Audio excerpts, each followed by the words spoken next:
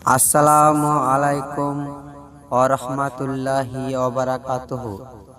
ইসলাম দরদি ভাই এবং বোনেরা, আমার মা বোনেরা, আপনারা একটা দুয়াতে আপনারা এই সূরা আল বাকারার 285 নম্বর আয়াত সেটা আপনারা পড়বেন অবশ্যই অবশ্যই। কেননা আমরা যতটা মাগফিরাত চাইবো আল্লাহর কাছে ততটাই আমাদের ভালো। সেই জন্য আমরা কারো কোনো কথা শুনবো না। আমাদেরকে কোরআন সব কিছুই বুঝিয়ে দিয়েছে এবং হাদিসও অনেক কিছু বুঝিয়েছে, তবে কোরআনটাই হচ্ছে এক নম্বর। সেখান থেকে আপনারা বেশি আমল করার চেষ্টা করবেন আর হাদিসগুলো দেখে দেখে আমল করার চেষ্টা করবেন। আমরা যখন নামাজের মাধ্যমে আল্লাহর কাছে কিছু চাইব, সেখানে আপনাদের কোরআন থেকে অনেক অনেক এমন এমন আয়াত আছে, সেখানে আয়াতগুলো পড়লে আল্লাহ তাআলা অনেক খুশি হয়। খুশি হয়ে আপনার প্রতি সুখ বর্ষণ করতে থাকে এবং আপনাকে শেষে জান্নাত নসিব হতে পারে।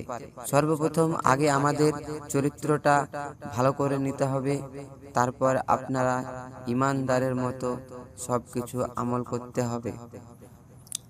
সেখানে ইসলাম ভাই বোনেরা, আর আমি কথা না বাড়িয়ে আমি সে সূরা আল বাকারার 285 নম্বর আয়াতটি পড়ব এবং আল্লাহ এতে কি বলেছে সেটা আপনাদেরকে আমি বলে শোনাচ্ছি।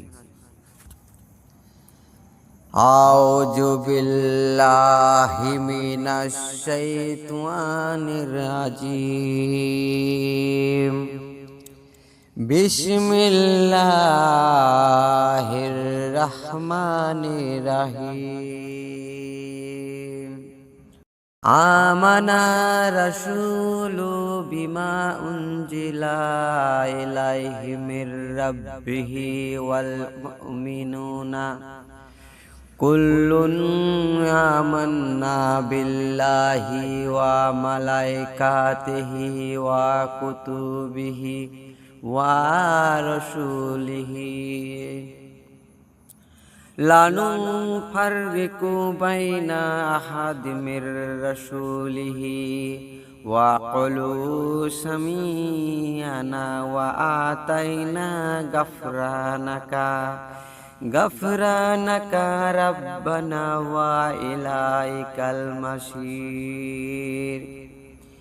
এতে বলে দিচ্ছে আল্লাহ সাফ সাফ রাসূল সাল্লাল্লাহু আলাইহি ওয়াসাল্লাম তার প্রতিপালকের পক্ষ হতে যা অবতীর্ণ করা হয়েছে তা ঈমানে এনেছে এবং মুমিনগণ তারা সবাই আল্লাহর উপর, তার ফেরেশতাদের উপর, তারা কিতাব সমূহের উপর এবং রসুলগণের উপর বিশ্বাস স্থাপন করেছে। তারা বলে, আমরা রসুলগণের মধ্যে কারো ব্যাপার তারতম্য করি না এবং তার এ কথা বলে যে আমরা শুনেছি এবং মেনে নিয়েছি। হে আমাদের প্রতিপালক, আমাদেরকে ক্ষমা করো আর প্রত্যাবর্তন তোমার দিকেই করো।